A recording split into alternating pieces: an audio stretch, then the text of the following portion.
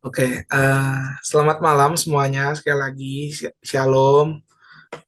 Hari ini Shalom. kita mau sama-sama belajar dan dengar firman Tuhan dan kesaksian yang pastinya akan memberkati. Jadi sebelum kita memulai, kita mau berdoa dulu. Saya minta dengan kasih Saya kesediaannya, sih nggak bagus ya. Pak Ratib untuk memimpin kita dalam doa.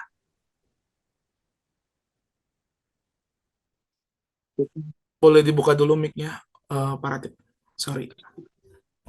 Baik, mari kita satu hati. Tuhan Yesus, terima kasih untuk kasih penyertaan, bahkan pelindungan Tuhan sepanjang hari ini. Dan malam hari ini kami boleh kembali berkumpul untuk dikuatkan melalui Pastor Corner yang akan disampaikan oleh hambanya. Kami percaya Tuhan bahwa pembelajaran firman selalu menjadi kekuatan bagi hidup kami. Dan karena itu kami nantikan Roh Kudus-Mu untuk membuka setiap hati kami supaya kami dapat menerima kebenaran firman Tuhan di dalam setiap hati ini. Kami percaya bahwa firman Tuhan hidup dan firman Tuhanlah yang akan tetap menghidupkan kehidupan kami. Untuk kami terus percaya berserah kepada Tuhan di tengah-tengah pergumulan hidup yang kami lalui. Sebentar kami boleh memulai acara kami. Tuhan berkati hamba-hamba Tuhan. Tuhan berkati hamba yang menyampaikan firman Tuhan, dan Tuhan memberkati setiap kami dengan kasih karunia Tuhan, sehingga kami mampu memahami apa yang Tuhan mau di dalam hidup kami. Kami menyerahkan Pastor Corner malam hari ini dari awal, pertengahan, sampai akhir ke dalam tangan Tuhan. Di dalam nama Tuhan Yesus kami berdoa dan mengucap syukur. Amin. Amin. Terima kasih Pak Ratib udah memimpin kita, membuka kita dalam doa. Jadi saya yakin bahwa dimanapun kita, walaupun hari ini sedang keadaannya hujan, dingin-dingin, tapi saya yakin kita mau dengar kesaksian dan firman Tuhan yang pastinya akan menghangatkan hati kita di malam hari ini. Jadi di Pastor Corner hari ini, saya yakin kita akan dapat banyak sekali insight-insight, dan hari ini kita akan membahas tentang hidup yang berserah. Jadi saya yakin bahwa hidup yang berserah ini sesuatu yang menarik dan setiap kita mungkin sedang mengalaminya atau bahkan sudah mengalaminya. Jadi hari ini kita akan mendengarkan firman Tuhan dan kesaksian yang dahsyat dari Om Stefanus. Halo Om. Malam, halo. Halo ya. Sebelum memulai, jadi saya yakini bahwa kata berserah itu selalu kadang mungkin identik dengan sebuah kata lain, yaitu adalah terserah. Jadi ada yang berserah, ada yang terserah. Nah, saya yakin bahwa kadang ya, saya belum tahu karena saya belum menikah, tapi ini menurut beberapa pengalaman orang-orang, biasanya yang punya pasangan, kalau wanita, istrinya atau pasangannya itu ditanya atau diajak makan gitu, seringkali kan ditanya mau makan apa, jawabannya terserah. Mau kemana, jawabannya terserah. Nah, kata terserah ini nih sebenarnya punya banyak makna. Dan kadang bikin orang tuh nggak mau mikir. Dan kadang bener-bener nyerahin sama si suaminya atau pasangannya nih. Dan kadang orang yang selalu ngomong terserah, terserah, terserah, seakan-akan pasrah dan berserah itu, biasanya itu nggak mau tanggung jawab sama pilihannya kalau salah. Nah, ini biasanya kalau cowok ngalamin kayak gini atau para pria-pria yang tampan-tampan pada malam hari ini mengalami ini, biasanya suka sebel atau bahasa Sundanya pika sebelen katanya. Nah, saya nggak tahu nih Om Stefanus pernah ngalamin gitu nggak, dibilang pas nanya mungkin ke Tante Lili, Tante apa ya manggilnya apa ya Om? Sayang gitu, Beb gitu. Eh, Mau makan kemana? Jawabannya terserah atau ya terserah lah. Nah, gitu-gitu. Mungkin Om boleh cerita sedikit Om tentang makna berserah dan terserah dan firman-firman yang Om sudah siapkan. Shalom, selamat malam semuanya. Malam ini kita akan berbicara tentang hidup yang berserah kepada Tuhan. Tapi mungkin saya pikirkan tema ini bisa lebih mendalam kalau disebut menyerahkan hidup kepada Tuhan. Ya, ayatnya dari Mazmur 37 ayat 5. Serahkanlah hidupmu kepada Tuhan, dan percayalah kepadanya, dan ia akan bertindak. Di sini ada kata berserah dan kata menyerahkan. Itu kata dasarnya adalah serah, ya. Jadi dari kata serah ini, kata dasar serah, kita mengenal beberapa ungkapan atau beberapa istilah. Yang pertama adalah menyerahkan. Lalu yang kedua adalah berserah dan menyerah. Lalu yang ketiga adalah terserah, ya. Memang semua apa yang diungkapkan itu ada relasinya, ada korelasinya, ada benang merahnya. Jadi ada hubungan timbal baliknya. Ya, jadi ada kaitan-kaitannya. Dasarnya dari kata serah. Jadi kalau menyerahkan itu adalah aktif. Ada satu objek ya yang diserahkan, diberikan atau dikirimkan. Ya artinya ada delivery. Lalu kalau berserah atau menyerah itu pasif. Ya pasif, ya pasrah itu tidak berdaya, ya give up. Ya. Kalau kata orang Sundanya tewala kaya, mungkin Bapak Ibu ada yang belum pernah dengar ya. Lalu ada satu ungkapan bahasa Sunda yang mengatakan begini, nyanggakeun tikorogorokeun beheung tek-teken. Jadi artinya menyerahkan tenggorokan saya ini untuk digorok dan leher saya untuk ditebas. Itu artinya orang sudah benar-benar menyerah, yaitu berserah dan menyerah. Ya. Lalu terserah. Itu kalau terserah itu up to you. Ya. Terserah itu begitu banyak makna ya sebetulnya, ada beberapa makna. Seperti tadi Saudara Fernando cerita tentang soal makan. Memang ini suatu pertanyaan yang sangat familiar di telinga kita. Ya. Sering ditanya begini, kamu mau makan di mana? Atau kamu mau makan apa? Jawabannya itu biasanya memang terserah kamu, up to you, gitu ya. Jawaban seperti ini itu dapat memberi pengertian atau penafsiran yang berbeda. Jadi maknanya sangat bervariasi dan sering menyiratkan banyak hal, tergantung pada konteksnya. Kalau ada perkataan terserah kamu. Ya. Yang pertama itu konotasi negatif. Ya. Itu biasanya merupakan jawaban ya dari orang yang tidak memiliki inisiatif dan pilihan. Ya, tidak mengambil keputusan atau tidak berani mengambil keputusan. Bersikap pasif, tidak peduli atau mungkin karena bingung. Lalu masa bodoh, pasrah, menyerah, gimana kamu? Tadi saya katakan give up. Kata bahasa Jepangnya kumaha gitu ya. Bisa juga menunjukkan kondisi emosi seperti kekecewaan, kemarahan, atau ketidaksetujuan secara terselubung. Jadi bentuk pengertian yang paling dasar dari terserah adalah itu menyerahkan pilihan atau keputusan kepada orang lain. Jadi sikap yang dimiliki oleh orang yang bergantung kepada orang lain. Ya. Ada kalanya juga terserah digunakan untuk menunjukkan bahwa ia tidak mau tahu, tidak peduli masa bodoh dengan pilihan atau keputusan yang mau diambil. Ya, ini kita lagi bicara soal konotasi yang negatifnya. Atau dia itu bingung, tidak terpikir atau tidak mau berpikir, atau tell me, telat mikir, harus memilih dan memutuskan apa. Jadi dia serahkan kepada orang lain untuk memilih. Jadi orang itu sendiri adalah abstain, ya. Jadi bisa juga terserah itu berarti tidak boleh, tidak mau. Sebetulnya saya tidak setuju, saya menolak, tetapi sudahlah, saya pasrah. Gitu. Jadi sebetulnya setiap hari itu kita mulai bangun tidur, kita akan dihadapkan pada berbagai persoalan, berbagai perkara, di mana kita dihadapkan pada sesuatu hal di mana kita harus memilih, menyatakan kehendak dan bersikap. Ya, jadi kita sebetulnya dalam hidup ini tidak bisa selalu bersikap terserah kepada orang lain, ya bergantung kepada orang lain. Lalu yang kedua itu konotasi yang positif.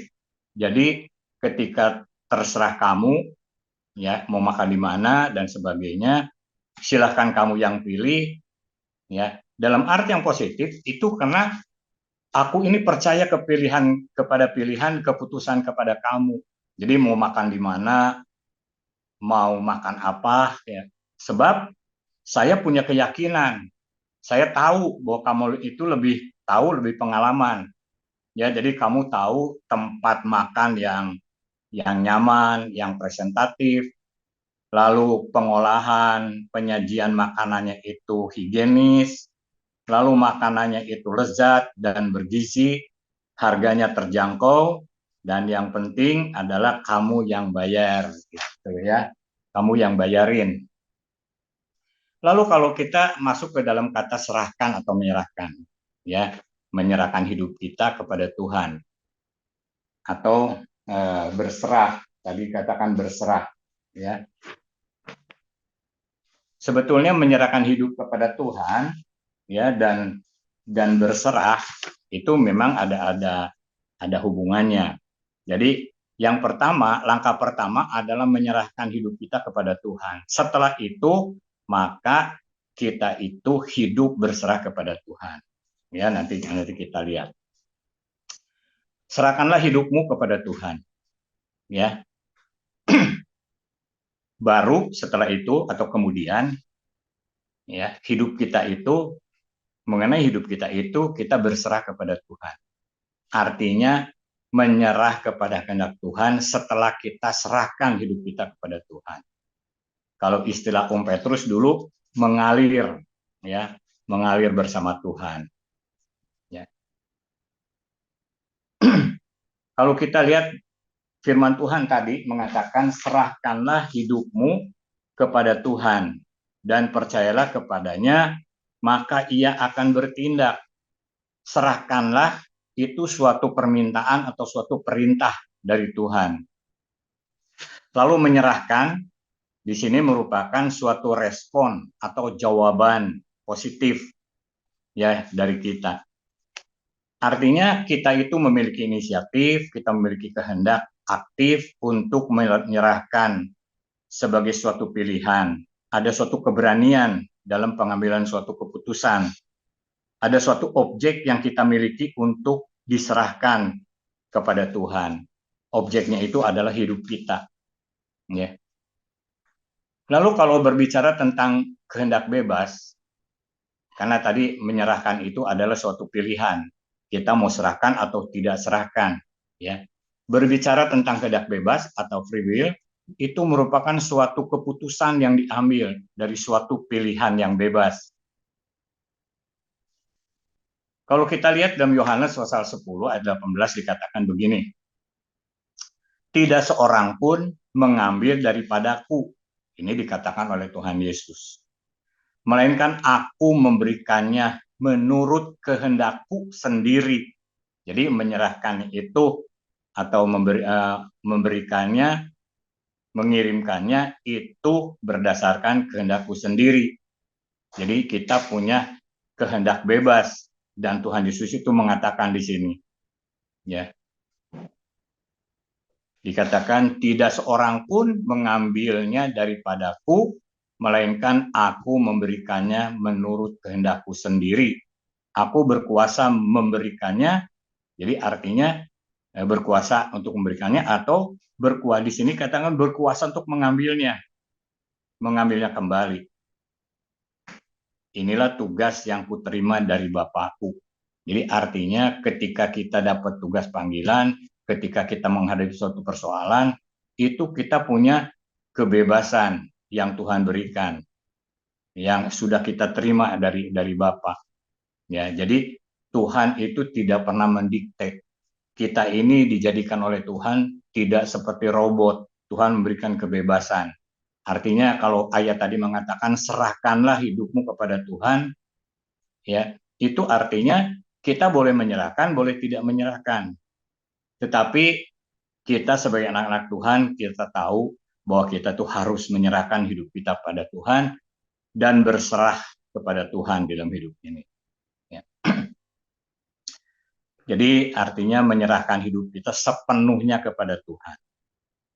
Ya, kita percaya dan mempercayakan hidup kita secara utuh kepada Tuhan. Seperti tadi, secara arti konotasi positif, ketika kita diajak makan, kita menyerahkan pilihan itu kepada kehendak dan pilihan teman kita yang mengajak. Karena kita percaya kepada dia. Begitu juga kita menyerahkan hidup kita itu sepenuhnya kepada Tuhan. Karena apa? Karena kita percaya dan mempercayakan hidup kita kepada Tuhan. Ya. Lalu apa sih menyerahkan hidup kepada Tuhan? Artinya menempatkan ego kita ya di bawah kedaulatan atau otoritas Tuhan. Apa ego kita itu? Itu meliputi rancangan hidup, kehendak, harga diri, hak dan pilihan. Nah, itu kita taruh di bawah kaki Tuhan. Kita taruh di bawah kedaulatan dan otoritas Tuhan. Itu menyerahkan diri kepada Tuhan. Lalu kita lihat di Taman Getsemani, Tuhan Yesus berdoa begini. Dan ini diulang sampai 3 kali. Saya ambil yang ayat 42-nya dikatakan begini. Lalu ia pergi untuk kedua kalinya dan berdoa katanya, ya Bapakku, jikalau cawan ini tidak mungkin lalu, kecuali apabila aku meminumnya, jadilah kehendak-Mu. Jadi di sini Tuhan Yesus mengatakan, saya ini punya kehendak, saya ini bisa bebas dari cawan ini, tetapi kalau memang tidak bisa bebas, menurut Tuhan, saya serahkan, saya akan minum cawan ini, dan jadilah kehendak-Mu. Nah, ini adalah suatu contoh, ya, Tuhan mau supaya kita menyerahkan hidup kita kepada Tuhan. Seperti tadi dikatakan, serahkanlah hidupmu kepada Tuhan. Jadi Tuhan mau, Tuhan perintahkan supaya kita menyerahkan hidup kita kepada Tuhan. Ya. Di sini kita lihat bahwa Tuhan Yesus itu dalam natur kemanusiaannya memiliki pilihan dan kehendak bebas. Tetapi dia mengambil suatu keputusan yang benar, ya, untuk menempatkan atau menyelaraskan kehendaknya di bawah kehendak Allah Bapa. Ya. Jadi dia menyerahkan kehendaknya untuk ditempatkan di bawah kehendak Allah Bapa, atau dia menyelaraskan kehendaknya di bawah kehendak Bapa. Lalu kita lihat bahwa Yesus itu tidak sekadar menyatakan kehendaknya, tetapi dia melakukannya, bertindak dengan apa yang dia kehendaki. Ya, itu ditulis dalam Lukas pasal 23 ayat 46. Lalu Yesus berseru dengan suara nyaring, ya Bapakku, dalam tanganmu kuserahkan nyawaku. Dan sesudah berkata demikian, ia menyerahkan nyawanya. Ya. Tuhan Yesus tanpa pamrih menyerahkan hidupnya sepenuhnya secara utuh kepada Tuhan Allah. Ya. Lalu kalau ditanya mengapa kita wajib menyerahkan hidup kita dan percaya serta mempercayakan hidup kita kepada Allah. Ya, seperti tertulis dalam Mazmur tadi 37 ayat 5. Serahkanlah hidupmu kepada Tuhan dan percayalah kepadanya, ia akan bertindak. Ya. Mengapa kita wajib menyerahkannya? Yang pertama adalah karena itu merupakan permintaan. Karena itu merupakan perintah Tuhan, perintah Allah untuk kita. Makanya kita sebagai anak-anak Tuhan, orang percaya, kita harus submit kepada perintah itu. Harus kita lakukan. Seperti apa yang sudah dilakukan oleh Tuhan Yesus. Ya. Dalam 1 Yohanes pasal 3 ayat 16 dikatakan, demikianlah kita ketahui kasih Kristus, ya, yaitu bahwa ia telah menyerahkan nyawanya untuk kita. Jadi kita pun wajib menyerahkannya, nyawa kita untuk saudara-saudara kita. Jadi ini yang kedua. Jadi kita tahu bahwa kasih Kristus, ya, kasih Kristus itu kasih ilahi, kasih agape, kasih yang sempurna. Dalam kasih itu, ya, Tuhan Yesus telah menyerahkan nyawanya untuk kita. Jadi kita pun wajib menyerahkan nyawa kita untuk saudara-saudara kita. Dan ini juga suatu perintah, ya, yang ditulis dalam 1 Yohanes pasal 3 ayat 16. Karena di sini dituliskan wajib menyerahkan nyawa kita. Ya. Jadi kita mengasihi dan menyerahkan hidup kita kepada Allah karena Allah terlebih dahulu mengasihi kita dalam kasih yang tidak terbatas, kasih yang sempurna, kasih agape, kasih ilahi. Ya, kasih itu dinyatakan di mana Yesus menyerahkan nyawanya ketika kita masih berdosa. Ya, menyerahkan nyawanya sebagai korban penebus salah dan korban penghapus dosa. Itu istilah dalam Perjanjian Lama. Jadi kita pun wajib menyerahkan nyawa hidup kita kepada Allah untuk melayani saudara-saudara kita. Ya. Memang karena Allah mengasihi, karena kita mengasihi karena Allah lebih dahulu mengasihi kita. Tidak ada kasih yang lebih besar daripada kasih seorang yang menyerahkan nyawanya untuk sahabat-sahabatnya. Ya. Jadi karena kasih kita menyerahkan hidup kita kepada Tuhan, karena Tuhan Yesus terlebih dahulu mengasihi kita dengan menyerahkan hidupnya buat kita. Ya, supaya kita boleh menerima penebusan, ya, dosa kita dibayar lunas oleh Tuhan Yesus, dan kita boleh diselamatkan dalam kasih Tuhan. Lalu alasan yang ketiga, karena Allah akan bertindak. Jadi Allah tidak akan tinggal diam. Ya. Seperti ayat yang pertama kita baca tadi. Ya, serahkanlah hidupmu pada Tuhan, ya, maka Dia akan bertindak. Jadi artinya Tuhan tidak membiarkan kita yang menyerahkan hidup kita itu kepada Tuhan itu artinya akan mengalami sesuatu yang tidak dapat apa-apa, atau penyerahan itu tidak mendapat balasan apa-apa, atau penyerahan itu menghasilkan sesuatu yang kosong. Ya, tapi Tuhan itu dikatakan ketika kita menyerahkan hidup kita kepada Tuhan, maka Tuhan akan bertindak. Ya.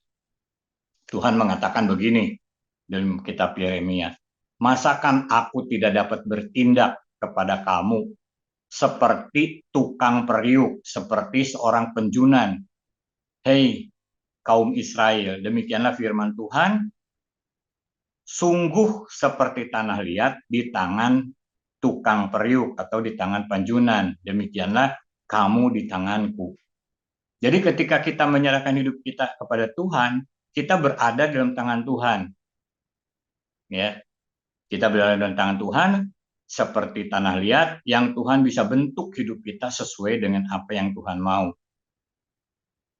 Jadi artinya Tuhan akan bertindak, kata Tuhan tidak akan diam. Ketika kita serahkan hidup kita kepada Tuhan, maka kita akan dibentuk oleh Tuhan. Lalu ayat berikutnya dalam Yeremia itu dikatakan, apabila bejana yang sedang dibuatnya dari tanah liat itu di tangannya itu rusak, di sini rusak, maka tukang periuk itu mengerjakannya kembali menjadi bejana lain menurut apa yang baik pada pemandangannya. Jadi ketika hidup kita ini gagal, ketika hidup kita ini salah, ya, ketika hidup kita tidak berada dalam tujuan Tuhan, ketika kita datang pada Tuhan, menyerahkan hidup kita kepada Tuhan, maka Tuhan akan bertindak. Seperti kita ini seperti tanah liat di tangan penjunan. Kata Tuhan, masakan aku tidak bisa bertindak. Tuhan akan bertindak untuk mengerjakannya kembali, bejana kita menjadi bejana lain menurut apa yang baik pada pemandangan Tuhan. Jadi artinya menjadi suatu bejana yang baik di hadapan Tuhan, artinya bejana yang berkenan kepada Tuhan. Ya, kita akan mengalami pemulihan, kita mengalami reformasi, transformasi, pembaharuan budi. Ya. Jadi artinya Tuhan akan melakukan menata ulang. ya menata ulang hidup kita ketika kita menyerahkan hidup kepada Tuhan. Apapun kekurangan kita, apapun kegagalan kita, apapun kelalaian kita, ya, Tuhan akan bisa menjadikan kita jadi baik. Ya, Tuhan akan meredesain hidup kita. Ya. Lalu selanjutnya Tuhan mengatakan begini. Di dalam Yeremia pasal 29 ayat 11. Sebab aku mengetahui rancangan apa yang ada padaku mengenai kamu. Jadi artinya Tuhan itu punya rancangan, punya desain, ya.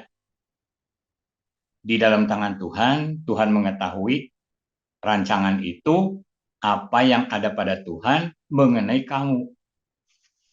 Jadi kamu itu berarti orang per orang masing-masing. Jadi Tuhan punya rancangan untuk setiap kita, itu rancangan yang spesifik. Demikianlah firman Tuhan.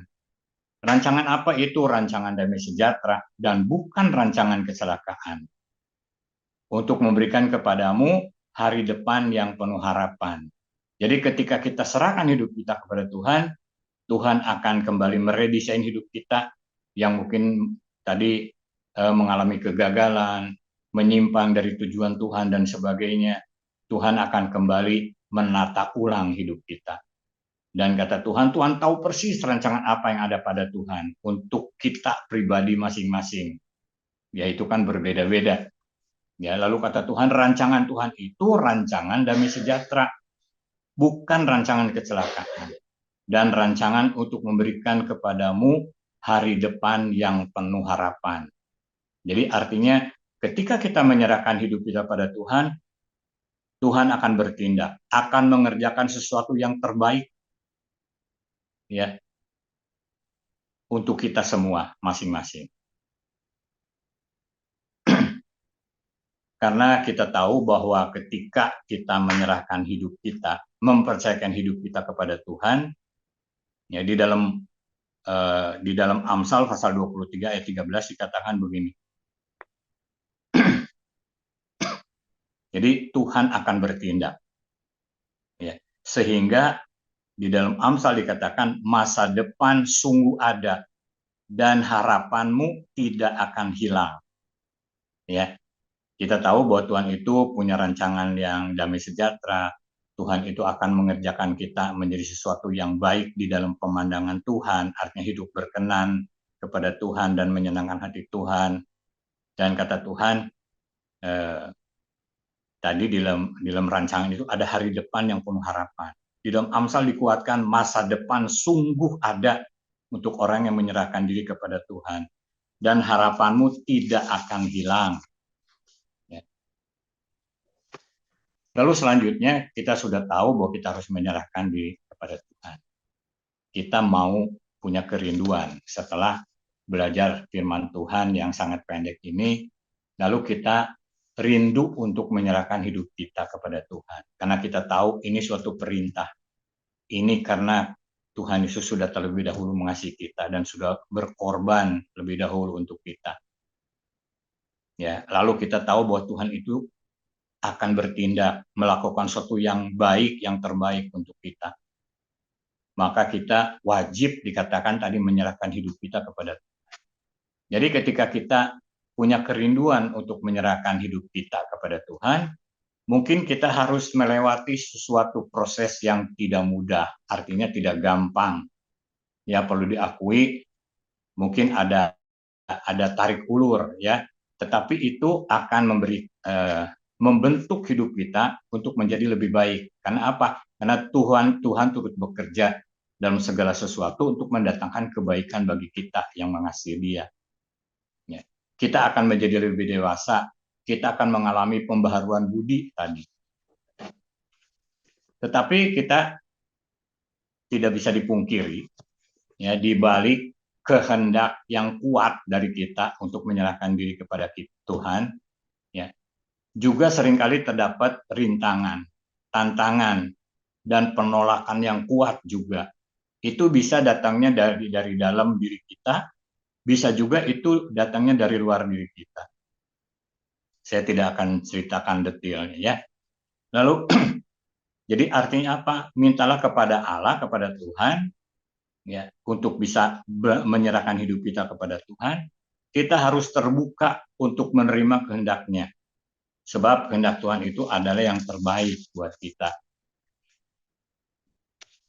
Lalu kita harus berdoa kepada Tuhan. Ya. Tuhan, ajar kami dapat menyangkal diri dan memikul salib. Ya, karena penyangkalan diri dan memikul salib itu merupakan tantangan yang mungkin akan menjadi, kalau kita tidak menyangkal diri, tidak berani memikul salib, itu akan merupakan suatu tantangan, suatu rintangan, suatu kendala di mana kita bisa menyerahkan hidup kepada Tuhan. Jadi kita minta kepada Tuhan untuk kita itu dapat, untuk kita berani menyangkal diri dan berani memikul salib. Ya. Supaya kita boleh mempercayakan hidup kita sepenuhnya kepada Tuhan.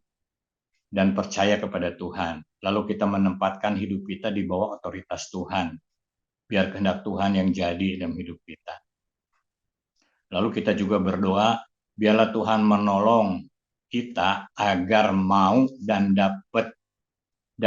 mau submit dan dapat submit kepada Tuhan, mengikuti dan taat kepadanya. Ya.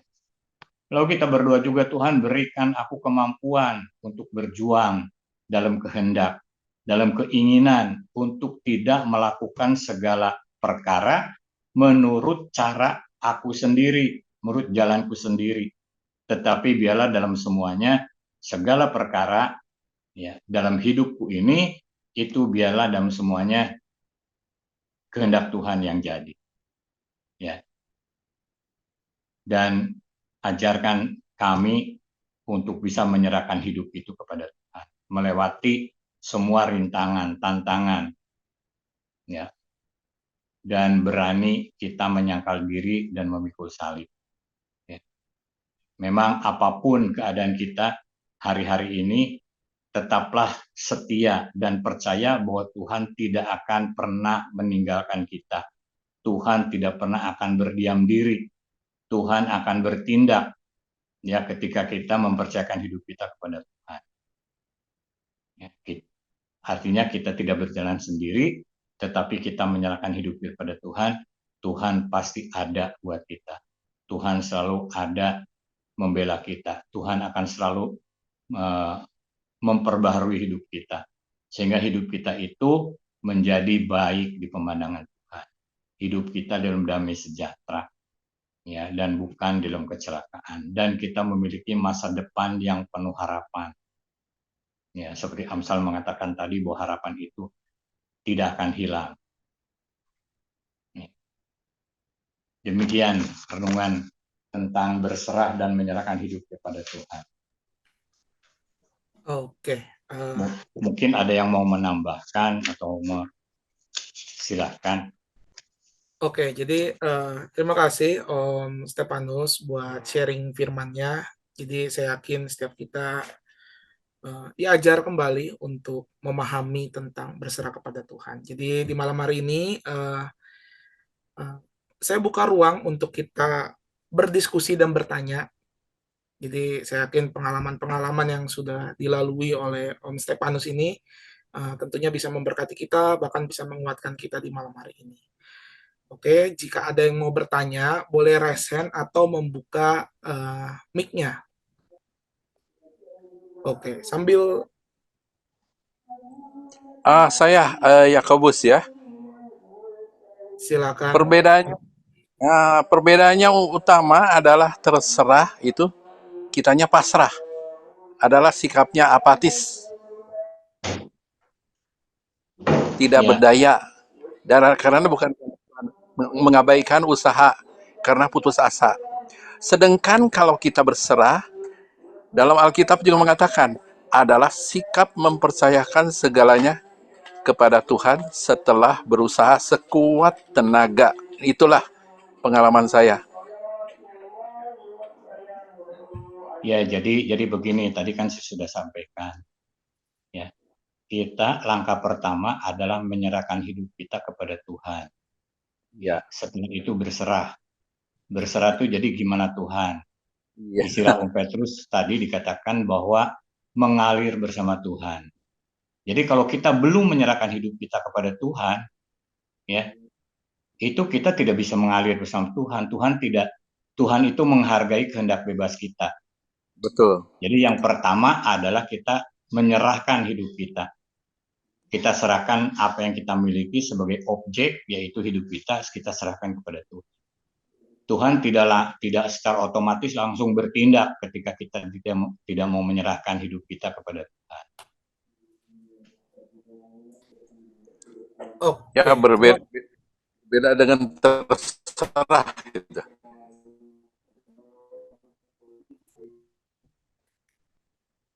Oke, baik. Terima kasih Om Yakobus untuk tambahannya.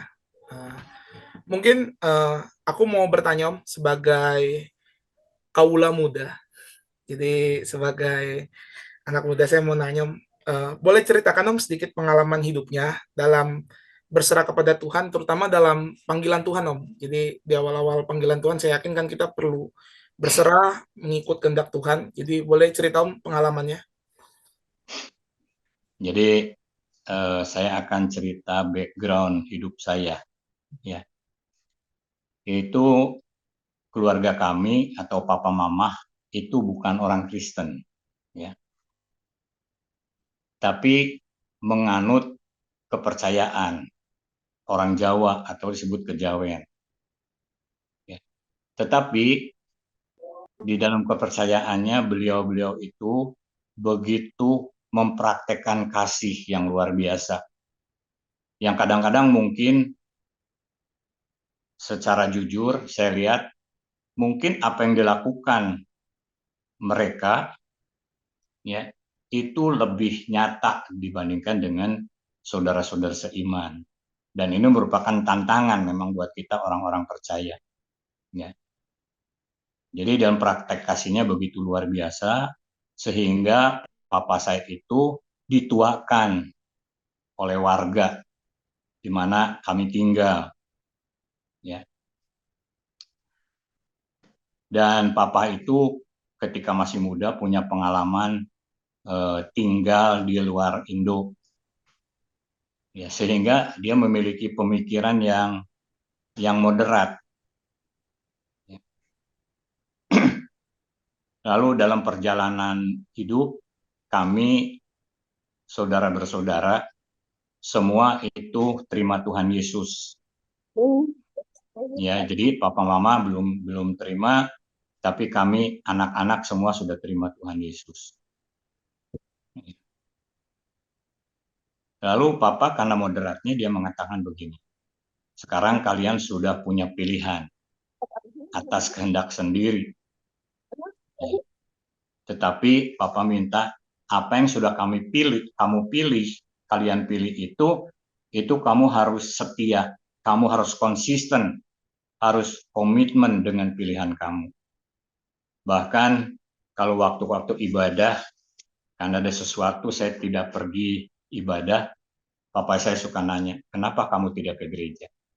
Kenapa kamu tidak beribadah? Dan ini juga merupakan salah satu dorongan, ya, suatu dorongan motivasi dari papa mama yang sebetulnya belum terima Tuhan. Lalu kalau di dalam hal pelayanan, panggilan pelayanan, itu saya itu dimotivasi oleh teman-teman pelayan atau teman-teman sepelayanan. Ya, pertama melayani saya sebagai guru sekolah minggu. Khususnya itu saya dimotivasi oleh Pendeta Timotius Sindatura Hosea, almarhum. Yang terakhir beliau adalah Gembala Sidang Gereja Rehobot Magelang. Dan yang lain yang memotivasi saya itu adalah Om Petrus Yantono sebagai Gembala Sidang. Ya. Itu sekelumit kecil perjalanan hidup saya, ya, sehingga saya boleh menyerahkan hidup kepada Tuhan karena memang ada dorongan-dorongan orang yang memotivasi. Oke, baik. Thank you Om buat kesaksiannya. Jadi kalau kita lihat tadi kan itu perjalanan panggilannya Om. Tapi dalam mengikut Tuhan Om, pernah nggak Om ngalami situasi sepertinya keadaan itu tidak berjalan sesuai harapan kita, tapi kita terus harus percaya gitu Om. Makanya gimana sih Om, gimana kita bisa terus percaya bahkan ketika hal-hal tidak berjalan sesuai harapan kita Om? Pernah punya pengalaman kayak gitu nggak Om?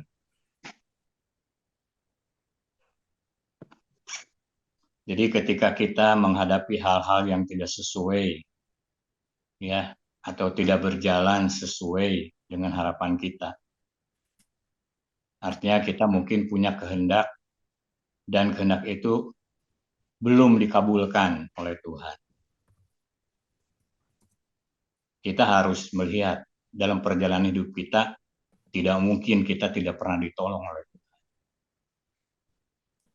Ya, kita pasti setiap orang punya pengalaman bahwa Tuhan itu tidak pernah diam. Tuhan itu selalu bertindak.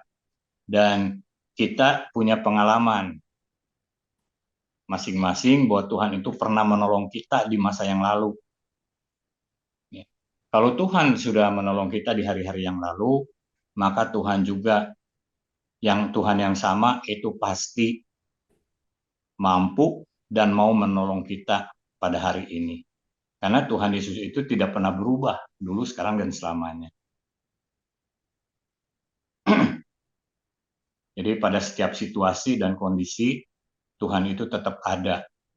Baik dalam keadaan sehat, dalam keadaan sakit, dalam keadaan berkelimpahan, kekurangan, dalam keadaan suka dan duka, Tuhan itu ada. Tuhan tidak pernah berubah, selalu ada. Dan itu harus kita yakini. Ya, jadi selalu kita belajar pada pengalaman kita sendiri. Dulu Tuhan pernah menolong saya. Mungkin dalam kasus yang berbeda, masalah dalam kasus yang berbeda.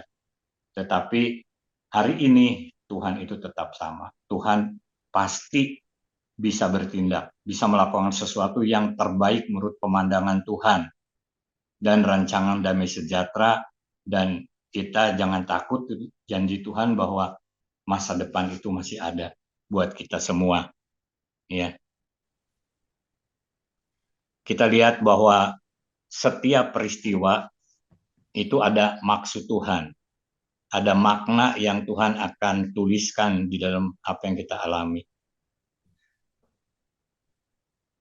Ya, kalau kita lihat ketika Tuhan Yesus mendengar bahwa Lazarus sakit parah, ya, lalu Tuhan Yesus itu mengatakan begini kepada orang-orang yang mengajak Tuhan Yesus untuk pergi ke rumah Lazarus. Tuhan Yesus mengatakan begini, penyakit ini atau penyakit itu tidak akan membawa kematian, tetapi akan menyatakan kemuliaan Allah. Sebab oleh penyakit itu anak Allah akan dimuliakan. Jadi apapun yang kita alami itu ada maksud Tuhan, supaya nama Tuhan dimuliakan. Ya, supaya pekerjaan-pekerjaan Tuhan dinyatakan. Ya, ketika ada seorang anak yang buta dari sejak lahirnya, lalu murid-muridnya bertanya, Tuhan, apakah ini memang anak ini sendiri yang berdosa atau orang tua yang berdosa? Lalu kata Tuhan Yesus, anak ini tidak ada sangkut pautnya dengan dosa dan juga orang tuanya tidak ada sangkut pautnya dengan dosa. Tetapi katanya bahwa melalui peristiwa ini pekerjaan Tuhan akan dinyatakan. Ya, nama Tuhan akan dimuliakan. Jadi kalau kita mengalami sesuatu, Tuhan punya maksud yang lebih tinggi dari apa yang kita alami. Punya maksud yang lebih besar untuk kemuliaan nama Tuhan dan pekerjaan Tuhan dinyatakan. Ya, kalau kita sebagai anak Tuhan, kita suka berpikir begini, saya rindu mengalami mujizat. Saya rindu mengalami mujizat Tuhan. Itu pasti semua orang percaya begitu. Tetapi kalau kita tidak pernah mengalami sakit, tidak mungkin kita akan mengalami mujizat penyembuhan. Kalau kita tidak pernah mengalami masalah, tidak mungkin ada mujizat untuk solusi menyelesaikan masalah. Ya, memang semua jawaban itu kalau kita ambil tuh memang dari dasarnya ayat firman Tuhan. Dan itu begitu normatif jawabannya. Tetapi kita sebagai anak-anak Tuhan, kita harus punya pengalaman pribadi dengan hal-hal seperti itu. Gitu. Oke, baik Om. Bapak Ibu semua, saudara semua, adakah yang mau bertanya sebelum atau mungkin boleh melalui chat jika seandainya malu untuk bertanya langsung, atau boleh membuka mic-nya atau raise hand.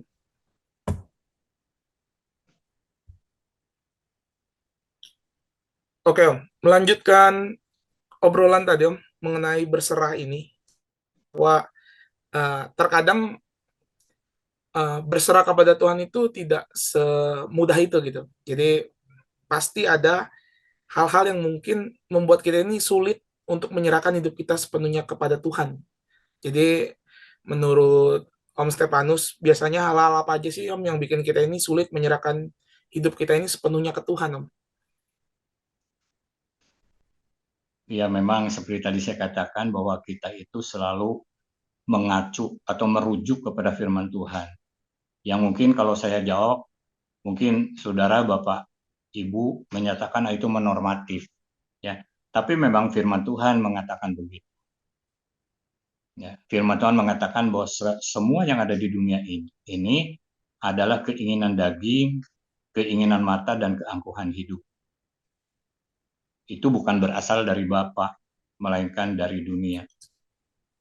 Ketika kita sulit untuk berserah sepenuhnya kepada Tuhan, ya, sulit menyerahkan hidup kita sepenuhnya kepada Tuhan. Atau mungkin ada sebagai kendala terbesar ketika kita berserah kepada Tuhan. Karena apa? Kita masih terikat dengan kondisi dunia ini. Artinya dengan keinginan daging, keinginan mata, dan keangkuhan hidup. Kadang-kadang kita tidak bisa mengendalikan. Ini gambaran contoh yang mudah sehari-hari. Ketika seorang ibu pergi dengan teman-temannya berkata kepada suaminya, "Pak, saya mau ke mall dulu." Terus si papanya bilang, suaminya bilang, "Ya, lihat-lihat ya Bu ya, tapi jangan belanja." Tapi ketika pulang, ibunya bawa belanjaan yang banyak. Kenapa? Karena memang keinginan mata, keinginan daging itu sulit dibendung. Ya. Dan itu sering terjadi dalam hal-hal kehidupan sehari-hari. Dan hal-hal itulah yang merupakan jadi kendala kepada kita untuk menyerahkan hidup kita kepada Tuhan. Apa sih keangkuhan hidup? Itu berbicara tentang ego. Tidak mau tunduk dan taat kepada Tuhan. Lalu keinginan daging dan keinginan mata itu adalah sesuatu yang kita anggap nyaman buat hidup kita. Sehingga kita tidak mau keluar dari zona nyaman. Itu yang kita alami. Lalu di dalam Galatia pasal 5 ayat 16 dan 17 itu dikatakan begini. Hiduplah oleh roh, maka kamu tidak akan menuruti keinginan daging. Jadi kalau kita ingin menyerahkan hidup kita kepada Tuhan, kita harus hidup dalam roh. Maka kita bisa menyerahkan hidup kita sepenuhnya kepada Tuhan. Sebab keinginan daging itu berlawanan dengan keinginan roh. Keinginan roh itu berlawanan dengan keinginan daging. Karena keduanya itu bertentangan. Jadi kalau kita masih hidup dalam kedagingan, sulit buat kita untuk menyerahkan hidup kepada Tuhan. Jadi kita harus hidup di dalam roh. Artinya minta supaya Roh Kudus memenuhi hidup kita. Memenuhi hidup kita itu berarti mempersilahkan Roh Kudus berdaulat berkuasa penuh atas hidup kita. Ya. Kita lihat berbicara kalau kita berbicara tentang keinginan mata, keinginan daging dan keangkuhan hidup. Dan itu merupakan, ya, iblis tahu bahwa itu merupakan sesuatu kelemahan manusia. Ya, makanya ketika Hawa itu dicobai dengan buah pengetahuan yang baik dan jahat. Ya. Lalu ditulis di dalam Kejadian pasal 36 dikatakan begini. Perempuan itu melihat bahwa buah pohon itu, ya, apa respon dari perempuan itu? Dikatakan baik untuk dimakan, sedap kelihatannya, menarik hati karena memberi pengertian. Kalau kita lihat, baik untuk dimakan itu adalah keinginan daging.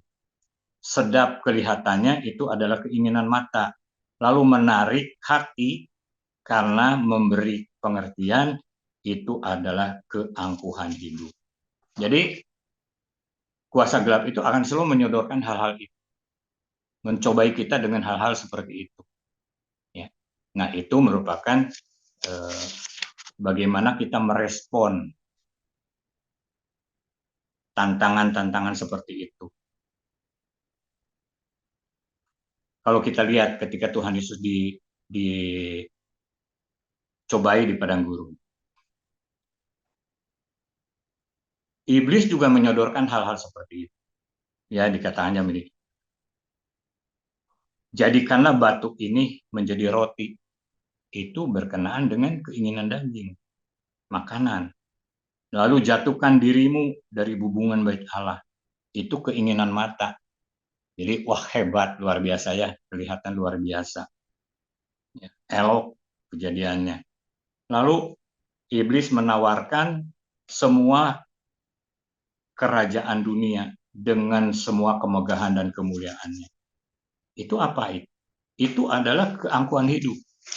Jadi kita harus berhati-hati bahwa keinginan daging, keinginan mata, dan keangkuhan hidup itu selalu disodorkan sebagai tantangan buat kita. Dan itu yang akan membawa kita sulit untuk menyerahkan hidup kita sepenuhnya kepada Tuhan. Itu ya. Ya, Nando. Oke, Om.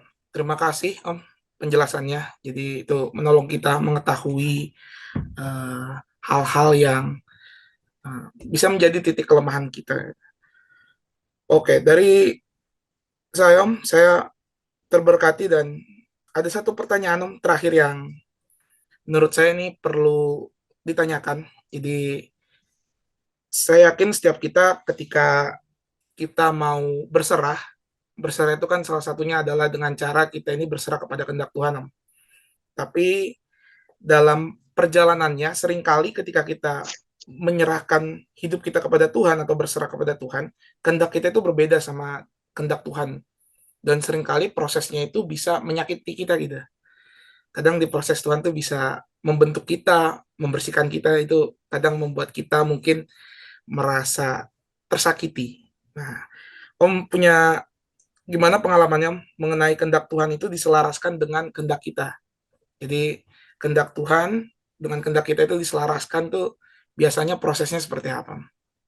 Atau mungkin punya pengalaman dulu lagi diproses mengenai kehendak Tuhan? Jadi kalau saya dengar pertanyaan ini agak aneh juga ya. Karena kalau berserah kepada Tuhan itu ada artinya menyelaraskan kehendak kita. Jadi kehendak kita diselaraskan dengan kehendak Tuhan. Kalau kehendak Tuhan diselaraskan dengan kehendak kita, ya itu pengertian jadi beda. Tetapi kalau kita lihat, apakah mungkin kehendak Tuhan itu diselaraskan dengan kehendak kita? Mungkin nggak? Mungkin. Ya, itu di dalam Yohanes pasal 15 ayat 7 dikatakan begini.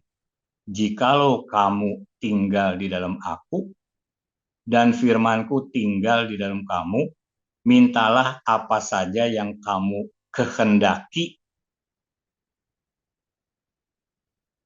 dan kamu akan menerimanya. Jadi sebetulnya kehendak Tuhan bisa menyelaraskan dengan kehendak kita. Tetapi kata Tuhan ada syaratnya. Syaratnya adalah kamu tinggal di dalam aku dan firman-Ku tinggal di dalam kamu. Maka kehendak Tuhan akan diselaraskan dengan kehendak kita. Karena apa? Kalau kita tinggal di dalam Tuhan, ya, dan firman Tuhan tinggal dalam hidup kita, itu kehendak kita itu pasti selaras dengan kehendak Tuhan. Karena Tuhan sendiri yang sudah membentuk hidup kita. Jadi tidak mungkin kita meminta sesuatu yang bertentangan dengan kehendak Tuhan. Jadi kuncinya bisa saja kehendak Tuhan itu menyelaraskan dengan kehendak kita. Kata firman Tuhan, kalau kamu tinggal di dalam aku dan firman-Ku tinggal di dalam kamu. Artinya kita menjadi pelaku firman Tuhan. Yang hidup berkenan kepada Tuhan dan menyenangkan hati Tuhan. Sehingga kita tidak pernah meminta yang aneh-aneh, yang neko-neko di hadapan Tuhan. Dan Tuhan tahu apa yang jadi kebutuhan kita. Firman Tuhan tidak usah perlu takut katanya dengan apa yang harus kamu makan, kamu pakai, kamu minum, ya. Karena Tuhan tahu. Sebelum kita menyampaikan, Tuhan tahu kebutuhan kita. Karena kebutuhan kita di hadapan Tuhan itu lebih penting daripada keinginan atau kehendak kita.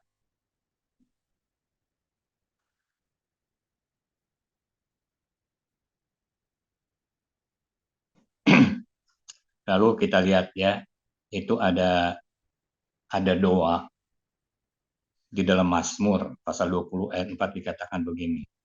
Ini doa harapan. Kiranya diberikannya kepadamu apa yang baik, apa yang kau kehendaki, dan dijadikannya berhasil yang kau rancangkan. Jadi ini doa Daud mendoakan orang lain ya. Jadi Mazmur ini, jadi di sini katakan kiranya diberikannya kepadamu apa yang kau kehendaki dan dijadikannya berhasil apa yang kau rancangkan. Ya, jadi kalau ini diganti untuk pribadi kita dikatakan begini, kiranya diberikannya kepadaku apa yang aku kehendaki dan dijadikannya berhasil apa yang ku rancangkan. Jadi kehendak kita itu yang berhasil, yang digenapi, dijadikan. Jadi artinya di sini apa? Kita berdoa supaya Tuhan itu menggenapi, menjawab, merespon ya apa yang kita kehendaki. Jadi artinya memang pertanyaan ini sebetulnya agak berbeda dengan tema malam hari ini.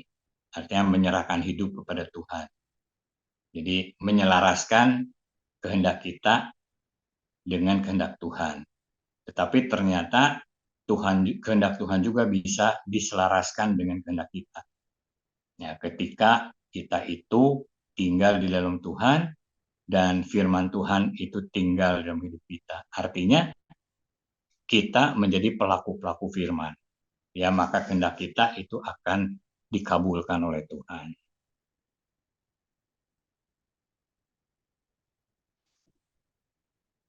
Oke, terima kasih Om Stefanus. Saya yakin kita semua yang ada di Zoom ini terberkati dan pastinya memberikan sebuah insight-insight yang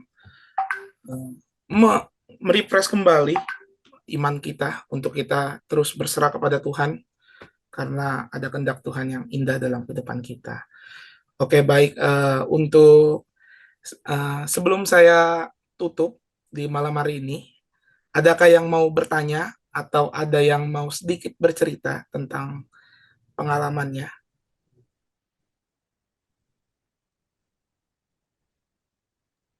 Aku mau sharing sedikit dong, Nando, dengan Ana nih. Boleh, Tante, silakan.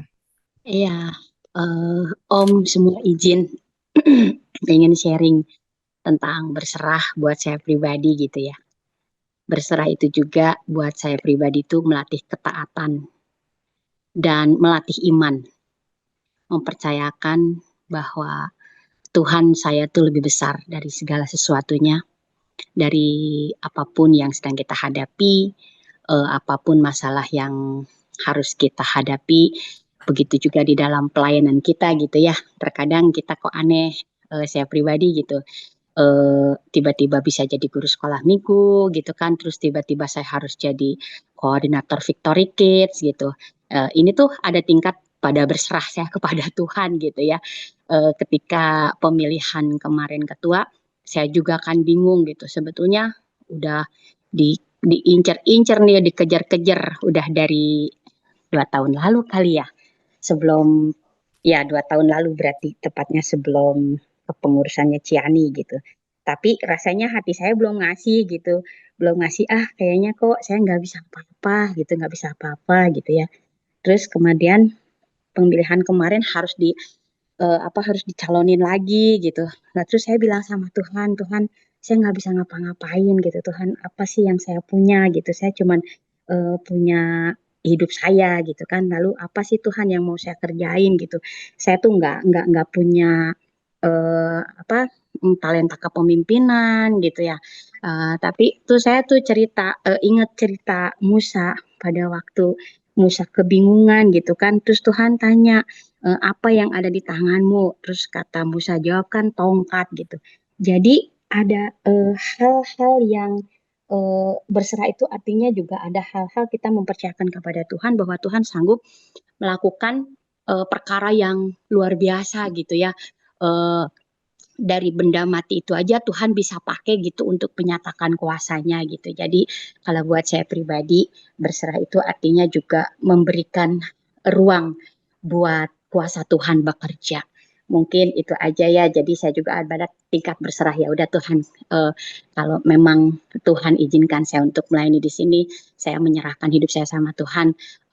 Saya perlu hikmat Tuhan dan biarlah Tuhan yang terus pimpin saya gitu untuk 2 tahun ke depan di dalam uh, membawa Victory Kids supaya tetap menjadi berkat buat anak-anak, menjadi berkat buat para orang tua gitu.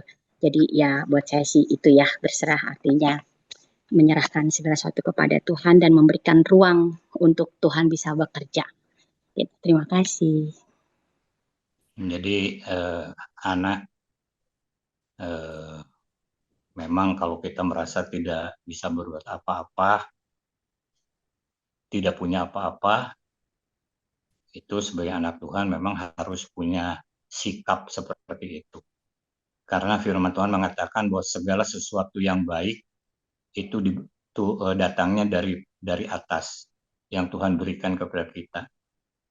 Dan firman Tuhan kalau kita baca di beberapa bagian, ketika kita merasa mampu, ketika kita merasa bisa, ya itu malah Tuhan tidak akan pakai. Tetapi orang yang merasa tidak punya apa-apa, dia pasti lebih mengandalkan Tuhan, dia pasti lebih berserah kepada Tuhan, dan Tuhan akan urapi, Tuhan akan berkati untuk boleh menjadi berkat bagi banyak orang.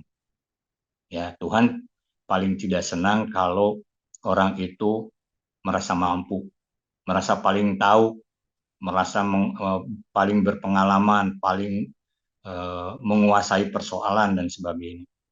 Karena Tuhan itu sangat menghargai orang yang merendahkan hati di hadapan Tuhan. Kita lihat aja orang Farisi ketika berdoa di hadapan Tuhan, aku begini, aku berpuasa seminggu 2 kali, aku ini dan aku segala macam, dia tidak diberkati. Dia tidak dijawab doanya. Ya, tetapi pemungut cukai yang mengatakan bahwa dia banyak salah, dia itu ya mungkin dibandingkan dengan si orang Farisi, wah jauh pisan gitu ya. Dan Tuhan berkati, Tuhan jawab doanya. Gitu. Ya, Ana. Oke, terima kasih Tante Ana, Om Stefanus buat penjelasan dan pengalamannya. Sebelum kita tutup, ada lagi yang mau bertanya atau mungkin sedikit bercerita tentang pengalamannya mengenai mengenai berserah, boleh membuka mic-nya atau mau raise hand boleh.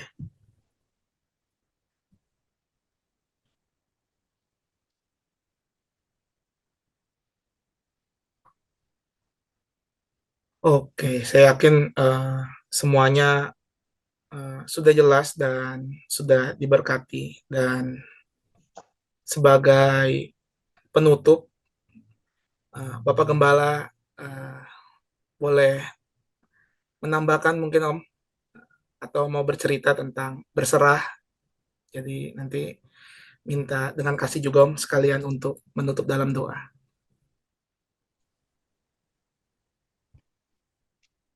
Ya, ya terima kasih Nando. Materi malam hari ini sungguh memberkati kita semua ya. Kalau ditanya satu persatu, kita punya kesaksian dengan spesifikasi masing-masing. Ya, apa yang kita alami, apa yang kita gumulkan, dan apa hasil daripada pergumulan kita, doa kita. Akhirnya kita tahu bahwa kalau kita berserah sungguh-sungguh, maka jawaban itu akan segera datang, ya tentu dengan waktunya Tuhan, tapi yang terbaik yang kita terima dari Tuhan, ya puji Tuhan. Ya, jadi malam hari ini kita semua ditambah dengan satu pengertian yang lebih lagi tentang berserah kepada Tuhan. Ya. Baik, sebelum kita tutup dengan doa, oh ya, saya mau sampaikan, kita tetap doakan untuk Dewi ya, yang masih diopname di rumah sakit. Mungkin Sandi bisa menambahkan sedikit tentang Dewi, sehingga kita semua kita tutup dalam doa dan kita mendoakan sekalian. Ya silakan.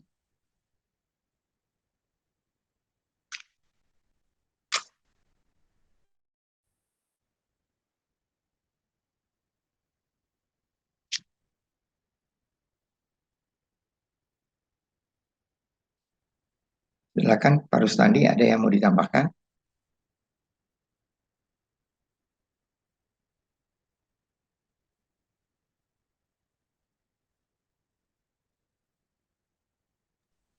Maaf Om Stefanus, mic-nya belum dibuka.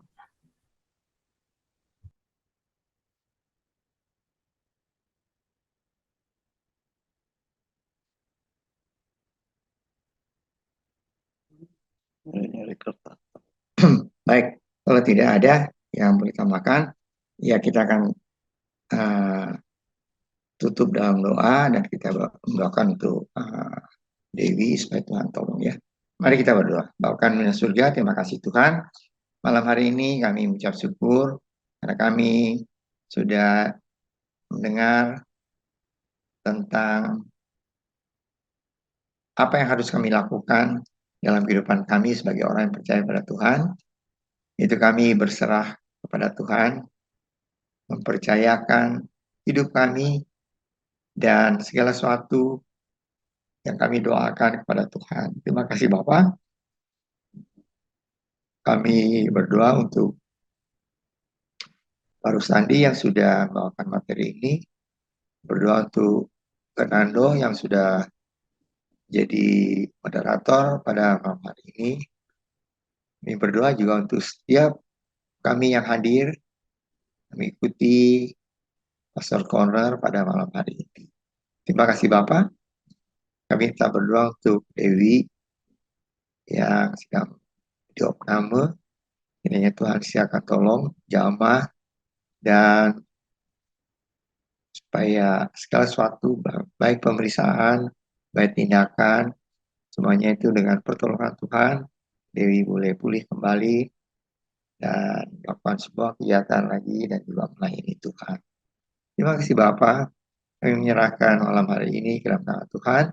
Engkau sendiri akan menolong kami semua dalam istirahat kami.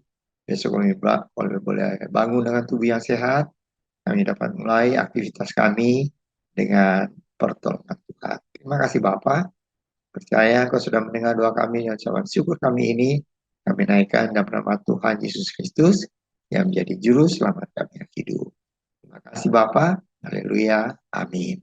Selamat malam saudara dan Tuhan memberkati saudara.